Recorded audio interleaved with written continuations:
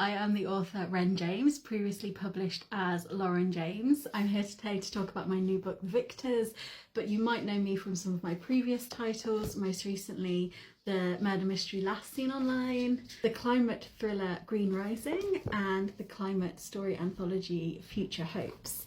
But I've been publishing with Walker Books since 2015, so I have plenty of other titles as well.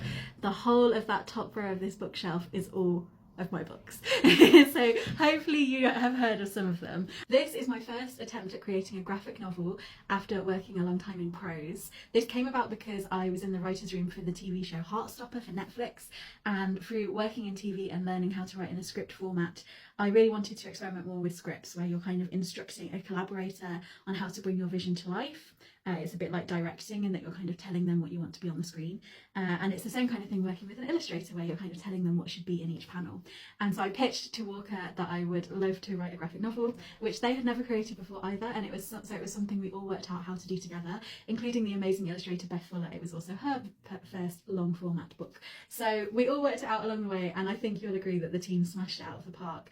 Just this cover, I am still not over it. But if you haven't seen, I'll give you a flick through. We tried to make it really interactive with lots of diagrams and video games and newspaper articles, and it's got this gorgeous, really detailed Gothic style. So I'm so proud of this. This is a fantasy book set in a Gothic Venetian city, which everyone has like magic, and it is about a war against this demon army that are trying to take over Earth through a void.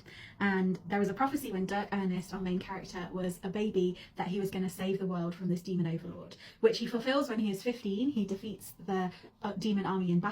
Unfortunately, he loses his best friend and his magic in the final battle, and so he's really traumatized by this. And the story is set a couple of years later when he is at university to study computer programming. He's very depressed and traumatized and just wants to be left alone. Unfortunately, he is the most famous person at his university because he saved the world. So the university is named after him. There's statues of him everywhere. There's accounts where people post sightings of him and update what he's wearing and his fashion choices, which are mainly just like grey baggy hoodies that he doesn't want to be seen in, and so he can't be left alone to grieve because he is so famous.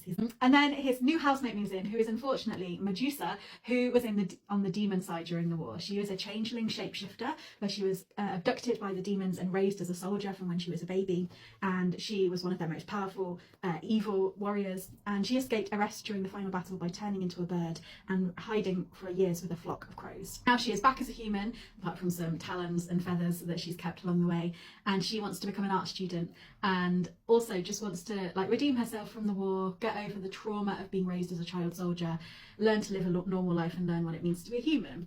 And they are paired together as housemates. Along the way they go from being mortal enemies to being friends. A big part of this is about queer identity. Dirk is trans, and I wanted to show how uplifting and joyful it can be to make a friend as a queer person who feels very isolated and different from everyone around them, to suddenly find a friend who sees you for who you are and the way you want to be seen by the world, and how uplifting that can be for both of the characters, Medusa and Dirk. I was also really keen to write a queer trans story that reclaims British magical schools for queer people. And I also just wanted to write about the experience of going to uni and living with people you've never met and having to learn to socialise and get on with them. I think that even without the magic and the fantasy elements and potions being bubbled in cauldrons in your kitchen, there's so much to dig into there, and that is such a great potential for a comedy.